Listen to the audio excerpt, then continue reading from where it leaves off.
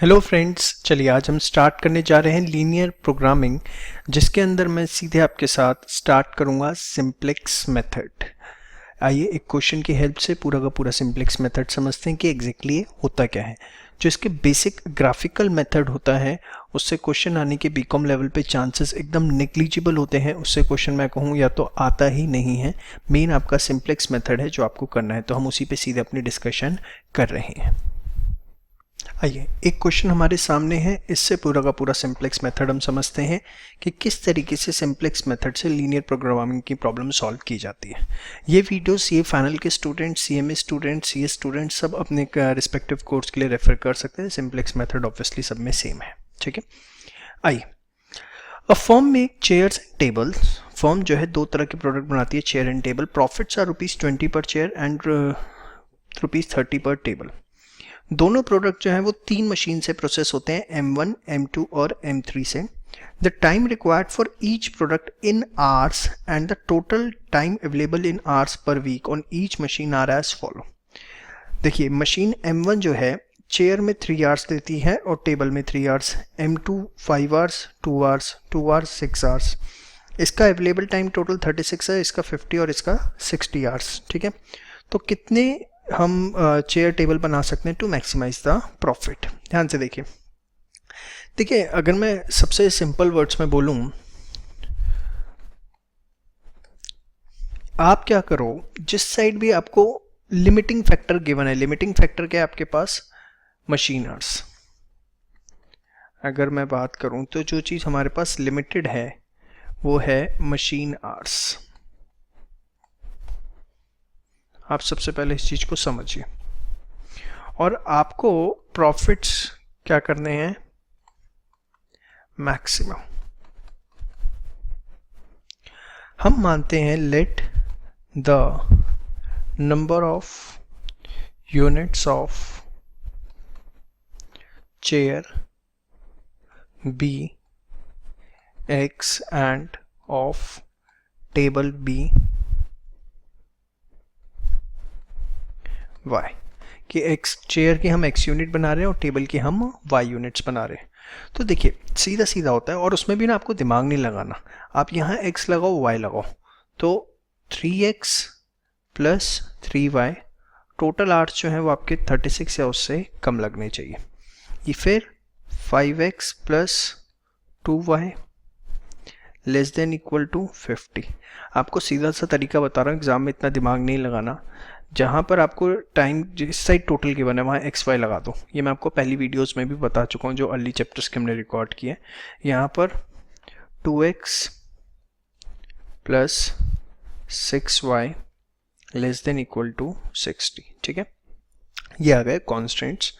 Obviously x जो है वो हमारा ग्रेटर देन 0 होगा, y भी जो है वो ग्रेटर देन 0 होगा।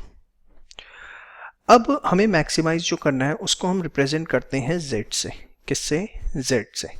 एक चेयर पे हमें कितना प्रॉफिट है बेटा, 20, तो 20x प्लस टेबल पे कितना है 30y। इस चीज को हमें क्या करना है,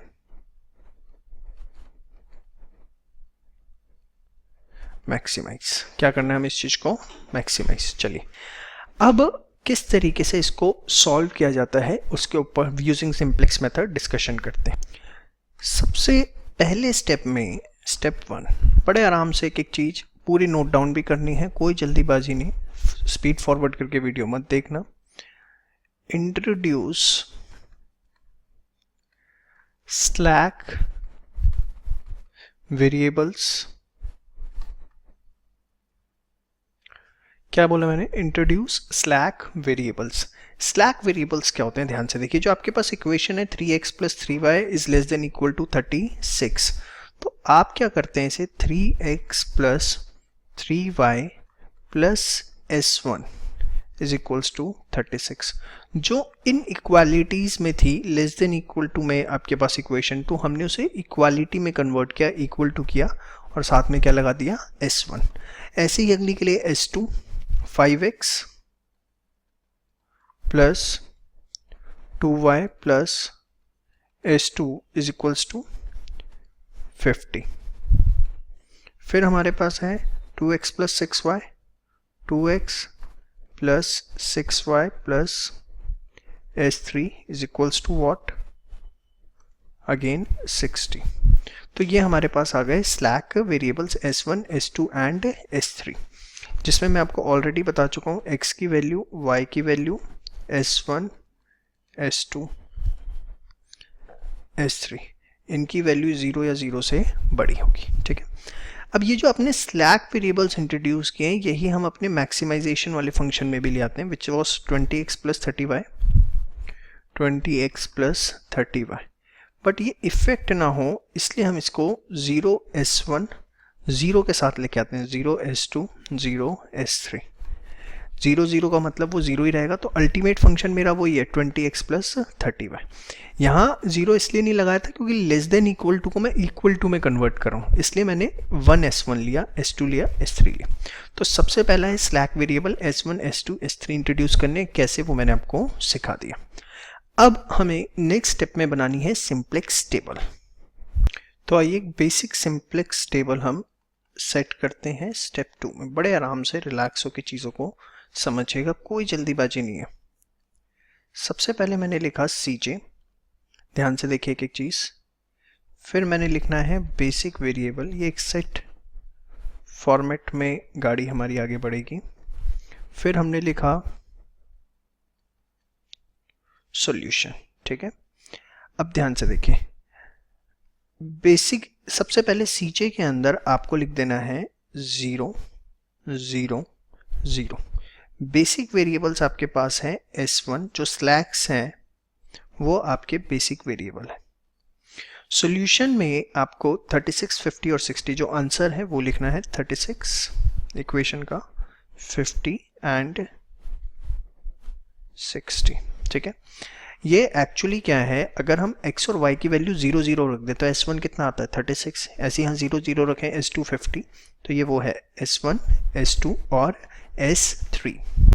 इसके बाद जो आपने ये Z20 30 0 0 0 0 बनाया था, इसको आपको लिखना है कैसे, देखिए 20 30 0 0 0, जिसमें ये था आपका x, ये था आपका y, ये था S1 और ये था S2 और ये था आपका S3। अब यहाँ पर 3 3 1 0 0, ये क्या है, देखिए ये इक्वेशन x के साथ कोफिशिएंट क्या था 3, y के साथ क्या था 3, S1 के साथ क्या था 1, S2 S3 थे नहीं इसमें, तो वो हमने क्या कर दिया 0 0। ऐसे यहाँ x के साथ क्या है 5, यहाँ पर 2, S1 नहीं है तो 0, ये 1 और ये 0। सेम वे यहाँ 2 6 0 0 1। तो ये हमारी एक इनिशियल बेसिक सिंप्लेक्स टेबल जो है वो तैयार हो चुकी है। होपफुली यहाँ तक आपको कोई डाउट नहीं है। अब हमें जो नेक्स्ट चीज़ निकालनी है दैट इज ZJ। ZJ क्या होता है, CJ इंटू 0 इंटू 36 कितना होगा 0, 0 इंटू 50 0, 0 इंटू 60 0, मतलब इन दोनों को आपस में मल्टीप्लाई करके हमें प्लस करना है। तो ये सारे मल्टीप्लाई होंगे तो 0 आ रहा है बेटा, ऐसे देखो 0 इंटू 36, फिर मैं प्लस कर रहा हूँ 0 इंटू 50, फिर प्लस कर रहा हूँ 0 इंटू 60, तो ये अल्टीमेटली सारे ही 0 आ रहे हैं। ऐसे 0 into 3 plus 0 into 5 plus 0 into 2, तो ये भी हमारा क्या आ रहा है 0। तो आप देखोगे क्योंकि ये तीनों 0 हैं तो ये सारे के सारे ही बेशरम 0 आ जाएंगे। होपफुली यहाँ तक आपको कोई डाउट नहीं है।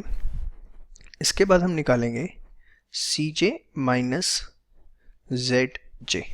CJ माइनस ZJ इसमें नहीं निकलेगा फर्स्ट में, यहाँ पर देखिए CJ आपका यहाँ पर ये है 20, ZJ आपने कितना निकाला 0, तो 20 minus 0 20, 30 minus 0 30, 0 minus 0 0, 0 minus 0 0, 0 minus 0 0, तो ये आ गया आपका CJ माइनस ZJ। जो CJ माइनस ZJ आया है, if every element of CJ minus ZJ is 0 or negative only then solution is optimum, तभी जो है वो सॉल्यूशन ऑप्टिमम है। बट यहाँ पे तो सारे के सारे पॉजिटिव आ गए, इसका मतलब सॉल्यूशन ऑप्टिमम नहीं। ठीक है, मैं सारी चीज़ें थ्योरी में भी लिख रहा हूँ ताकि बाद में आपको दिक्कत ना हो। In the table 1 Cj minus Zj have positive values, therefore solution is not optimum। जो solution है बेटा वो optimum नहीं है। तो क्या करेंगे हम निकालेंगे अब रेशो।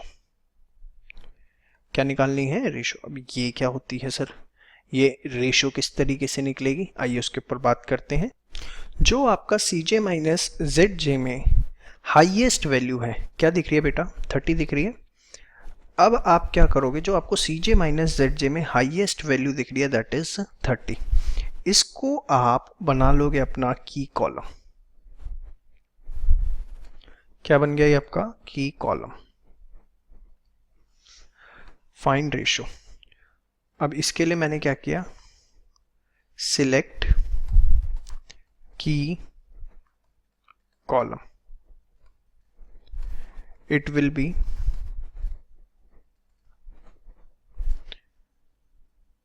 highest, हाईएस्ट को हाइट लिख रहा हूं, बताओ, highest value appearing in Cj minus Zj, जो हाईएस्ट वैल्यू आपकी अपीयर कर रही है। ठीक है, अब आपको क्या करना है, रेशो के लिए जो भी आपका सॉल्यूशन है उसको आप डिवाइड कर दो एंट्री इन की कॉलम। जो की कॉलम के अंदर एंट्री है उससे आप क्या कर दो, इसे डिवाइड। तो अब आइए रेशो निकालना शुरू करते हैं। 36/3, 12, 50/2, 25, 60/6, 10। ठीक है, ये हमने निकाल लिया। ये सिर्फ आपको S1, S2, S3 के कॉरस्पॉन्डिंग निकालना था। अब इसके बाद जो ये रेशो निकाला है इसका यूज क्या है, देखिए, select minimum ratio, that is यहां पर वो क्या है आपकी 10। मिनिमम रेशो आपको सिलेक्ट करनी है जो कि आपकी 10 है, दिख रहा है। तो ये जो आपका 6 है, इसके जो कॉरस्पॉन्डिंग आपका 6 आपको दिख रहा है, ये बन जाएगा हमारा की एलिमेंट। ये जो 6 है ये हमारा क्या बन गया, की एलिमेंट, और ये हमारी बन गई पूरी की पूरी की रो।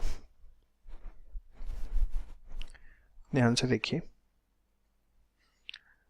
10,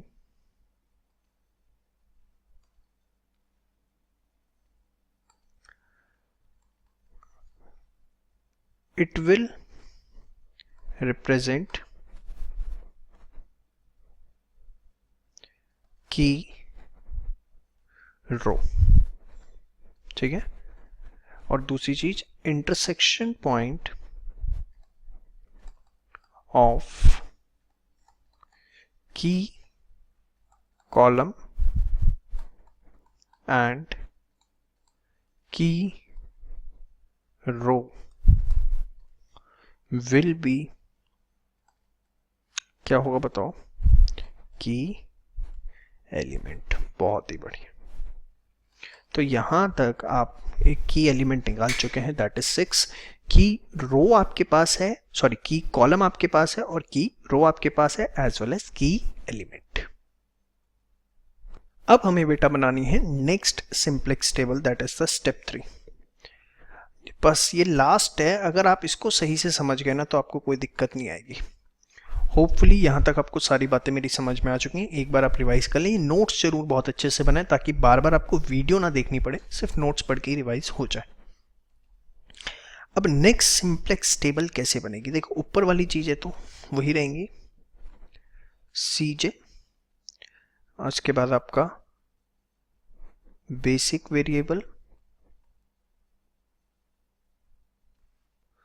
सॉल्यूशन, इधर आपका 20 30 0 0 0, इधर का सब कुछ same, x y s1 s2 s3, very good.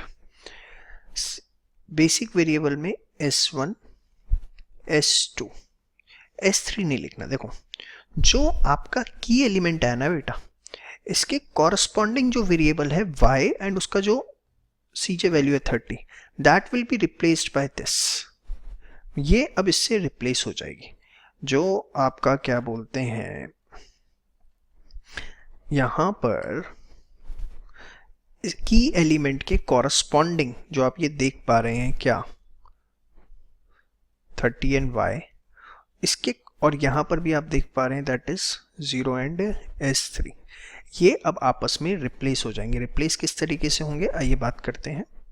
यहां पर आपका अब आएगा y और यहां cj में आएगा 30, बाकी आपके 0 0 रहेंगे, उसमें हमें कोई दिक्कत नहीं है। समझ में आया क्या किया? क्या किया है, इन न्यू सिंप्लेक्स टेबल, नई सिंप्लेक्स टेबल में हमने बेसिक वेरिएबल जो है corresponding to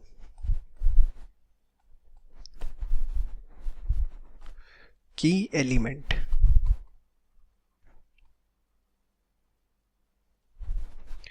is replaced by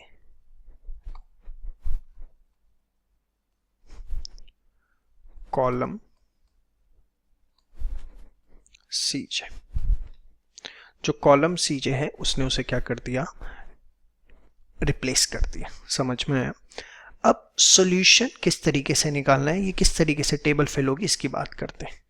जो आपका की एलिमेंट आया है, की एलिमेंट आप देख रहे हैं क्या आया है 6। सबसे पहले आप जो की रो थी आपकी उसको बनाएंगे, और वो कैसे बनाएंगे, एलिमेंट्स ऑफ की रो में जो एलिमेंट्स हैं उसको आप डिवाइड करोगे की एलिमेंट से। तो जैसे यहां पर आपका था 60 बाय 6, कितना हो गया 10। फिर इसके बाद 2 बाय 6 कितना हो गया 1 बाय 3। यहाँ पे 6 बाय 6 कितना हो गया 1। फिर यहाँ पर 0 बाय 6 वही 0 0, और यहाँ पर 1 बाय 6। होपफुली यहाँ तक आपको मेरी सारी बात क्लियर है और किसी भी तरीके का कोई डाउट नहीं होना चाहिए। बड़े आराम से रिलैक्स होके हम सारी चीज़ें समझ रहे हैं। थोड़ा सा टॉपिक कॉम्प्लिकेटेड अब होना शुरू हो जाएगा, अभी तक कुछ नहीं हुआ अगर लग रहा है तो बेशर्मो पहले ही बता दूं यहाँ तो। अब ये तो आपने की रो भरी, अब हम बात करेंगे नॉन की रो, ये कैसे फिल करनी है इसके ऊपर अब हम अपनी बात करने जा रहे हैं। बड़े ध्यान से देखिएगा कि नॉन की रो को फिल करने का हमारे पास क्या फॉर्मूला होता है। देखिए वैसे तो इसका एक बड़ा डिटेल फॉर्मूला होता है, लेकिन मैं आपको एक शॉर्टकट बता रहा हूँ एग्जाम में ताकि आपका फटाफट क्वेश्चन हो सके। क्या करना है बेटा, देखो ये 36 3 3 1 0 0 है ना, इसको आप लिख लो फटाफट। मैं यहाँ निकाल रहा हूँ जी जी, हाँ 36, भूल गया यार, 36 3 3 1 0 0,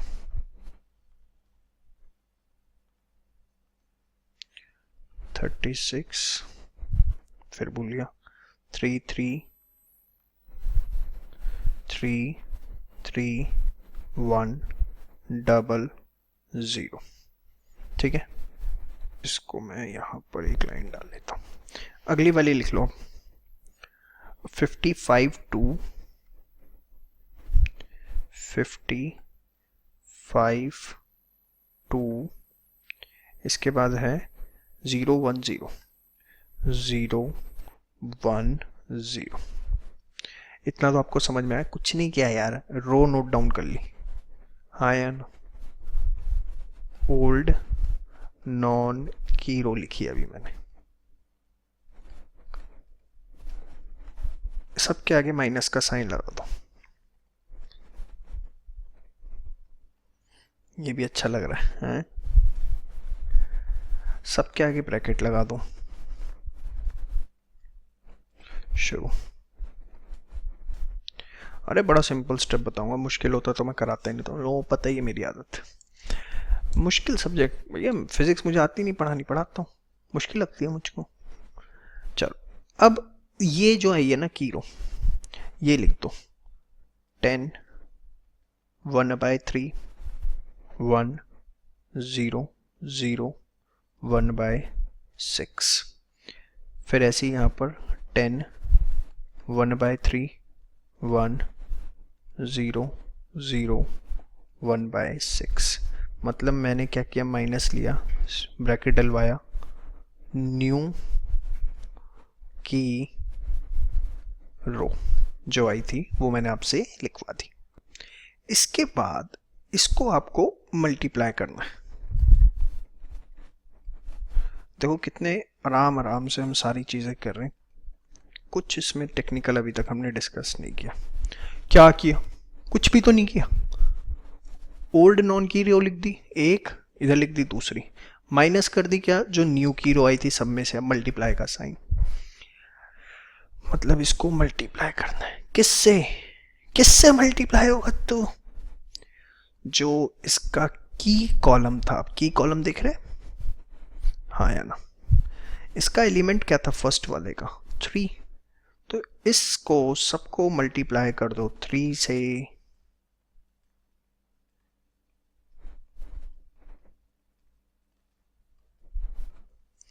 और इसका क्या था 2, तो इसको सबको मल्टीप्लाई कर दो 2 से,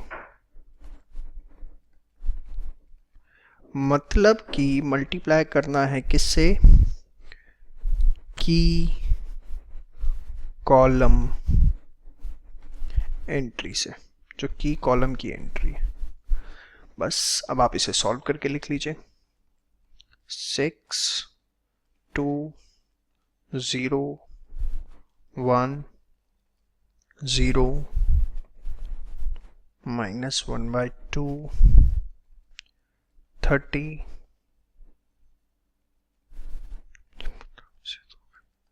13/3 0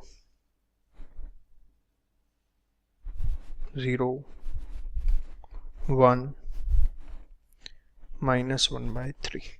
तो एक बार मैं चेक कर लेता हूँ सारे ठीक है ना, लग तो सारे ठीक है। चलिए अब इसको हम नोट डाउन करते हैं यहाँ पर आराम आराम से, 6 6 2 0 1 0 -1/2, फिर 30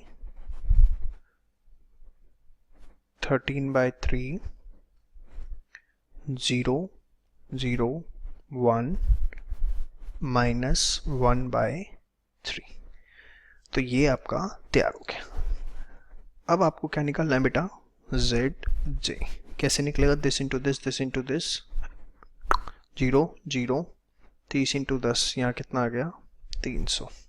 0 0 ये कितना आ जाएगा? इसको इंटू करेंगे आपस में तो 10, ये भी 0 30 0 0 0, ये सब 0, और यहाँ पर 13 टू 1/6 आपका हो गया 5, बाकी ऊपर वाले 0 हो गए।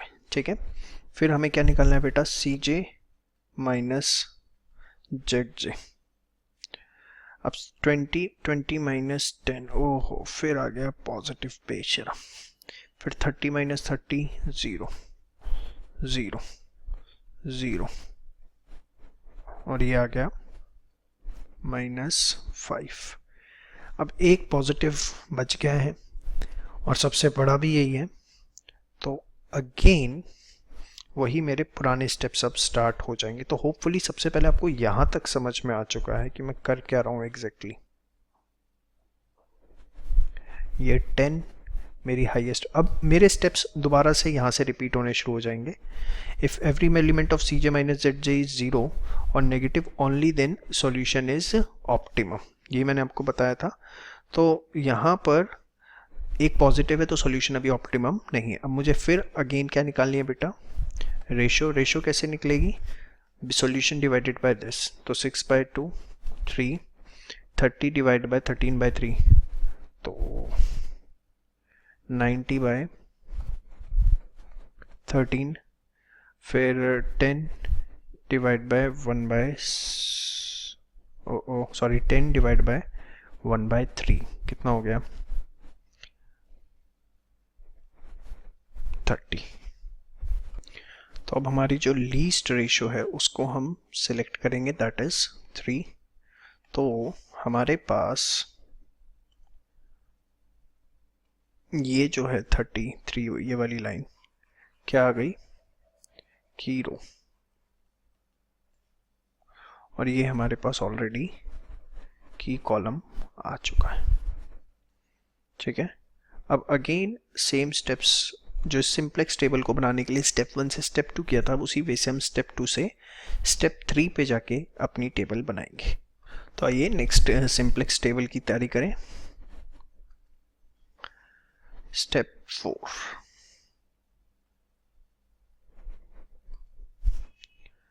स्टेप 4 आइए कैसे, सबसे पहले वो सारी चीजें नोट डाउन कर लो, सी जे basic variable,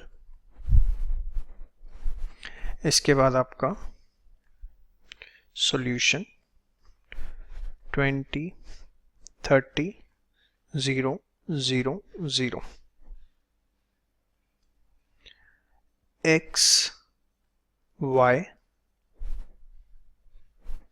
S1 S2 S3। ठीक है, चलिए आगे बात करते हैं। अब सीज देखिए, इसमें इस बार आपका ये है की रो, इसी को हमें सबसे, और ये है आपका की एलिमेंट, ये जो 2 है यही आपका क्या बना है की एलिमेंट। तो की एलिमेंट के जो कॉरस्पॉन्डिंग है वो बेसिक वेरिएबल से रिप्लेस होंगे जैसे पहले किया था। तो अब की इस बार ये हो जाएगा x और यहाँ पर 20, ये आपका S2 ही रहेगा और ये आपका y हो चुका है y 30। अब सबसे पहले इसको हम कैसे बनाते हैं, ये जो की एलिमेंट है, ठीक है, की रो कैसे लिखते हैं, एलिमेंट्स ऑफ की रो डिवाइडेड बाय की एलिमेंट। तो 6/2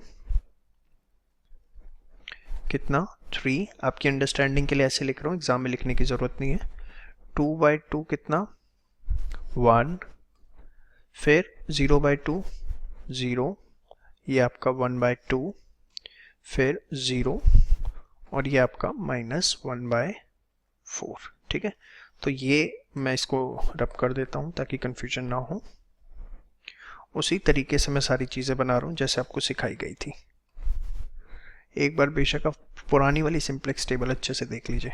क्या किया मैंने, जो भी की रो थी उसको की एलिमेंट से डिवाइड कर दिया। अब मुझे क्या बनाना है, नॉन की रोज। तो उसके लिए फिर अगेन वही तरीका, बीच में एक लाइन डाल लेते हैं हम। क्या करेंगे, इन सबको नोट डाउन कर दूं, 30 30 13/3 0 0 1 -1/3। thereafter here 10 1/3 1 0 10 1/3 1 0 1 0 10 1/3 1 0 0 1/6 0 1/6। अब इसमें से हम माइनस करते हैं सब में से, हाँ है ना, और साथ में क्या लगाते हैं, एक ब्रैकेट। अब ये जो ब्रैकेट है इसमें हम ये लिखेंगे आपका 3 1 0 1/2 0 minus 1/4 3 1 0 1/2 0 minus 1/4। ठीक है, याद आ रहा है ना फॉर्मूला? हाँ, ओल्ड नॉन की रो माइनस न्यू की रो। ठीक है, इनटू में की कॉलम एंट्री। 30 के सामने है 13/3, तो सबके आगे 13/3 पहले,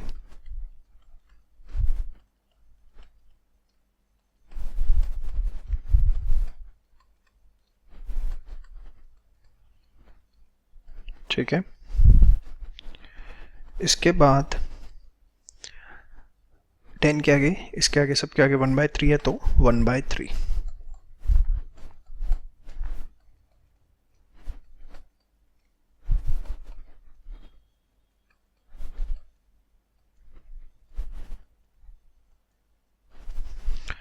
तो ये आपका आ गया 3 से 3 गया 17